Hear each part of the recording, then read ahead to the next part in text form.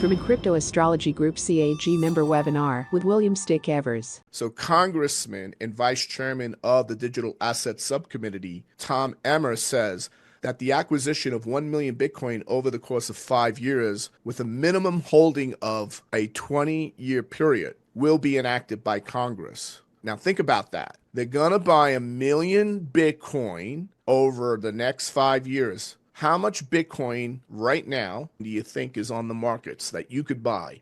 It's something around 2.5 million Bitcoin. That's all that's available right now on the markets. So they're planning to buy nearly half of the entire Bitcoin that is out on the exchanges over the course of the next 5 years. They're going to hold them for 20 years. So this would be the biggest Bitcoin power move in history, should this come to pass. Now, what's the probability of it coming to pass? Very, very likely. Also, U.S. stablecoin bill likely in the next 2 months. So the Senate Banking Committee bipartisan approval of the Genius Act means stablecoin legislation could arrive at the president's desk in a matter of months, according to Bo Hines. Right now, the market seems to be underestimating what this bill could do for the U.S. economy in terms of U.S. dollar dominance, in terms of payment rails, in terms of altering the course of the financial markets. So we need to keep in mind that the U.S. dollar accounts for the vast majority of the 230 billion worth of stablecoins that are circulating in the markets. And what this means is that the greenback, the US dollar, they call it the greenback in terms of the global foreign currency swaps, remains the currency of choice for funding cryptocurrency accounts and sending remittances overseas. So in other words, this legislation is going to make it possible, particularly for Bitcoin and also for the other coins as well.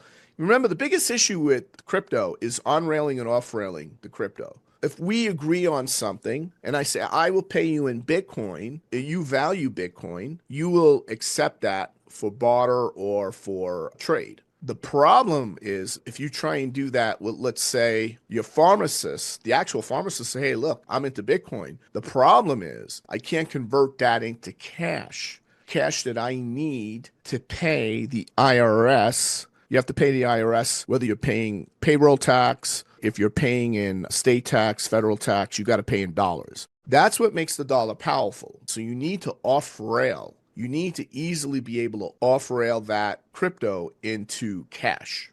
So what this is going to do, it's going to make that very easy. If they send you Ethereum, they send you Bitcoin, any bank, any financial institution will accept that because they'll legally be able to off-ramp, I should say, that crypto into cash. Now, eventually, that won't be necessary. People will just use stable coins as well, right? But definitely for remittance purposes, that's going to be a big game changer. So dollar-dominated stable coins will likely dominate the market, meaning more and more people around the world who want to buy Bitcoin are going to need stable coins, because if they take their currency, they will have to convert their currency into a stable coin, which is effectively a US dollar, on the exchanges in order to buy Bitcoin or in order to buy Solana, right?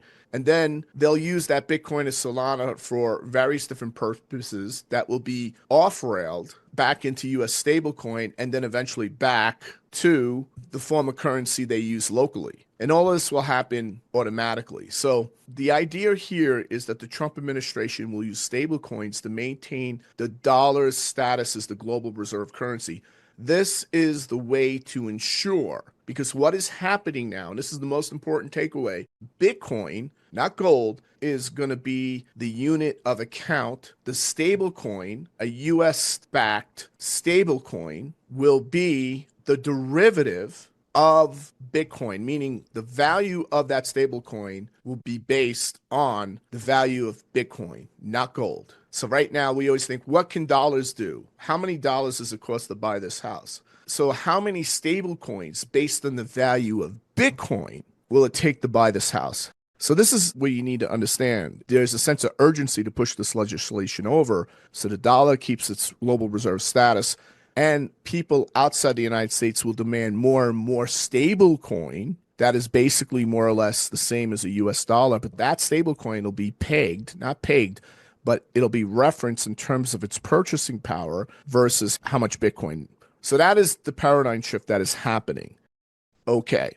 So here's the other thing that's happening. This is very important. It's happening leading up to the eclipse. Either Ethereum bounces here, and this is a generational bottom, or it's over and out for Ethereum. So does Ethereum bleed against Bitcoin? Look how much it's bleeding. So if it goes down and it's priced against Bitcoin, that means the value of Bitcoin is going up and the value of Ethereum is going down. So you could see Ethereum is getting killed against Bitcoin, and it's getting worse and worse and worse. So basically, there's a real crisis with Ethereum, and that's going to come to a head by the time we get into the eclipse. What else is the eclipse indicating? The major thing is the crypto market is undergoing a major shift. Meme coins are dying. The regulatory landscape is shifting. The game is changing. This is a transitional period, one that we believe will lead to something entirely new, simply because we're entering the eclipse. The eclipse correlates very closely within a number of degrees to the world point. So I do think this is going to be an entirely new period. And regardless of what's happening in crypto, macro still controls the price action,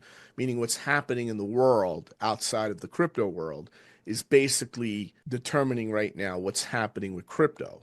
This is where we're at right now. If you compare it to the other cycles, particularly the 2015, 16, 17 cycle, the blue one here, we're pretty much matching it. So that's very important. Now you see we've deviated down, but I want to remind you all that if you take the Bitcoin percentage drawdown from the all-time high, we're only down around 21%. So we're at like what, 82,000 right now? And so if you look at the 109,000, is this a significant drawdown for crypto? Absolutely not. So people are freaking out over like negative 21, 20. I think it was down as high as 26% back on the 9th. So this is not a significant drawdown. It looks like that. So people are freaking out more because we're not on track. Like we need to recover, right? But one of the reasons I'm not really concerned, right? I'm seeing this slight drawdown. One of the reasons I'm not really concerned is when I look at the stock to flow model. So the stock to flow model is defined as the total Bitcoin supply divided by the flow of newly issued Bitcoin that has been mined and pushed onto the exchanges. So it assumes that since Bitcoin is a deflationary asset, its scarcity will increase the value. This is something that all the other methods do not factor in. That we know there's a limited amount of Bitcoin. There's only 2.5 million on the exchanges. We know the scarcity will increase. We know the amount of Bitcoin being produced, mined, and issued on the exchanges is decreasing. It will decrease when we go towards the next halving. Now, since Bitcoin's future supply and issuance is reasonably predictable between one halving and the next halving, we can then determine, based on this model, to make future price predictions. Now, what we've seen is that Bitcoin is matching the stock to flow model up until around May of 2021. Around May of 2021, it went off. But if you remember, folks, that what happened around that time, what was distorting the entire crypto market was FTX. So the FTX meltdown basically put us into a crypto winter. And then there was many things that occurred during the tenure of the Biden administration that was actually trying to destroy crypto. So remember, we had repressive government, the FTX meltdown, all this massive fraud going on. And so it went off. Now, here's the point I want to make. If we look at it today, it's saying, well, okay, we're coming back. In fact, in the beginning of 2024, when we hit the all-time high around 109,000, we started closing in on this stock to flow line. The stock to flow line today would be 523,000, and today it's at 84,000. So when I'm looking at this, I'm thinking about the fact that, first of all, it's only gone down around 20% from the all-time high, and the fact that at some point, as scarcity continues to increase, it will begin to move closer and closer to this red line, this red stock to flow ratio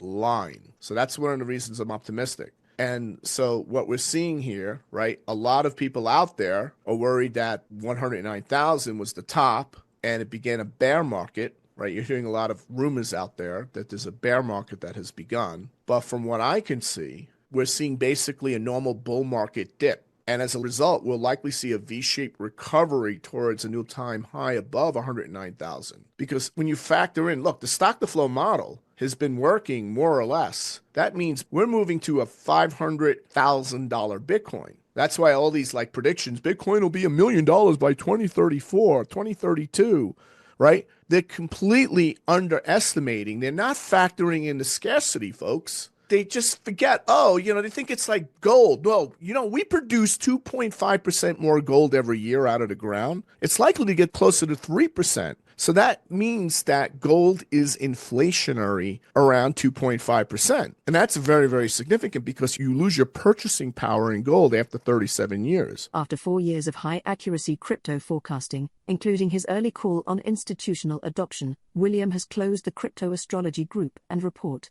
But his mission to guide serious investors with strategy and timing continues. A new altcoin group is coming, focused on the high-risk, high-reward phase of this cycle. Join the early access list to be notified when details are released for the altcoin investor group at the link in the description or at williamstickevers.com.